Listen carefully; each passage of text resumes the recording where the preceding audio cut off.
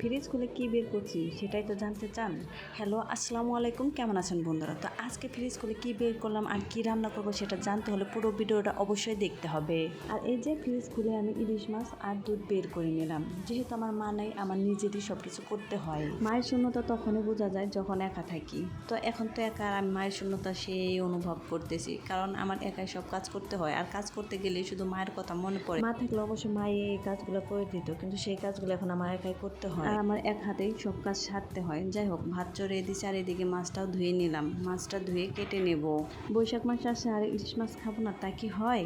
এদিকে স্বামীর নাকি আবার দই খেতে মন চাচ্ছে, পহেলা বৈশাখ আর সে দই খেতে চাচ্ছে। কিভাবে কি করি, মাথায় তো কোনো কাজই করতেছে না। তো ফ্রিজে যেহেতু দুধ আছে, দই পাততে সমস্যা কি? এদিকে মার কাছ থেকেও শুনে নিলাম কিভাবে দই পাততে হয়। অবশেষে দুধটা জাল দিয়ে দইটা পেতেই ফেললাম। আর এদিকে আমি মাছটা ভালোভাবে কেটে ধুয়ে মশলা মাখিয়ে রাখবো। যাই হোক, মশলা মাখানোর আগে আমি দইটা দেখে আসি কি হয়। মাথার মধ্যে চিন্তা, যেহেতু এই প্রথম গ্যাসের চুলায় আমি দই পাতবো, হবে কি হবে না জানি না। যাই হোক, মাশাআল্লাহ দইটা এত সুন্দরভাবে জমেছে, আমি নিজেই অবাক হয়ে গেছি। দেখেন কালারটাও কত সুন্দর আসছে। একদিকে রান্না করতেছিলাম আর একদিকে তো দই উঠাচ্ছিলাম। আর এই যে আপনাদের কেটে দেখাচ্ছি দইটা, দেখেন কত সুন্দরভাবে জমে গেছে। দইটা দেখতে যেমন সুন্দর হয়েছিল, খেতেও তেমনই মজা হয়েছিল। আর দইটা খেয়ে স্বামী তো সেই খুশি। যাই হোক, স্বামী খুশি তো আমি খুশি। যত যাই করি কিন্তু মার শূন্যতা কখনো কোনো কিছু দিয়ে পূরণ করতে পারি না। তো এই যে মাছগুলো আমি ভালোভাবে মশলা দিয়ে একটু মাখিয়ে রাখবো। এরপরে আমি পেঁয়াজ মরিচ কেটে নেব। যেহেতু একা হাতে আমার সব কিছু করতে হয়, মাঝে মধ্যে মনে হয় ছোটবেলার জীবন যদি আবার ফিরে পেতাম তাহলে মনে হয় অনেক ভালো হতো। এমন একটা জীবনে পা দিয়েছি যে জীবনে শুধু চিন্তা আর চিন্তা, মাথার ভিতরে চিন্তা ছাড়া মনে হয় আর কিছুই পাওয়া যাবে না। চিন্তা করে কি হবে, সেই রান্না তো করতেই হবে। সকাল থেকে রাত পর্যন্ত শুধু রান্না আর রান্না, আর রান্না যে কি করবো সেটাও একটা চিন্তা। যাই হোক, আমি এদিকে বেগুনটা কেটে মশলা দিয়ে ভালোভাবে মেখে নিলাম। অন্যদিকে যে আমার ভাতটাও হয়ে গেছে। এখন চুলায় যে কড়াই বসে তেলটা দিয়ে দিলাম। আর কড়াই বসানোর পরের সাথে সাথে তো গ্যাস সিলিন্ডারে গ্যাস শেষ, আপনাদের ভাইয়াকে বললাম। তারপরে যে গ্যাস সিলিন্ডার নিয়ে আসলো, আবার এই যে আমি রান্না শুরু করে দিলাম। তো রান্না করতে করতে আমার একটু ক্ষুধা লাগছিল, এই যে দই দিয়ে মুড়ি দিয়ে খেয়ে নিলাম। এরপরে আমি বেগুন ভাজি শুরু করে দিলাম। তো বন্ধুরা, বৈশাখের দিনে ইলিশ মাছ আর বেগুন ভাজা কে কে খেতে পছন্দ করেন? হ্যাঁ, আমার তো গরম ভাতের সাথে ইলিশ মাছ আর বেগুন ভাজি খেতে কিন্তু সেই লাগে।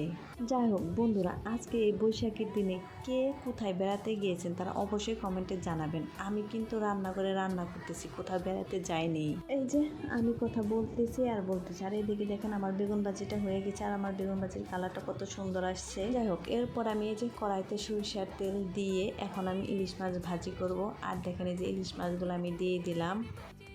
আর এই বৈশাখের দিন আসলে আমার ছোটোবেলার কথা মনে পড়ে যায়। যেহেতু আমাদের গ্রামে মেলা হতো আর সেই মেলায় আমার বাবার সাথে আমরা মেলায় যাইতাম, কিন্তু বড় হওয়ার পরে কখনো আর মেলায় যাওয়া হয়নি।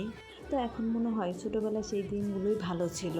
ছোটোবেলায় সেই দিনগুলো এখন অনেক মিস করি। না তখন কোনো পড়াশোনার চিন্তা ছিল, না রান্না বান্নার চিন্তা ছিল, কোনো চিন্তাই তখন ছিল না। আসলে সেই জীবনটাই ছিল সুখের জীবন।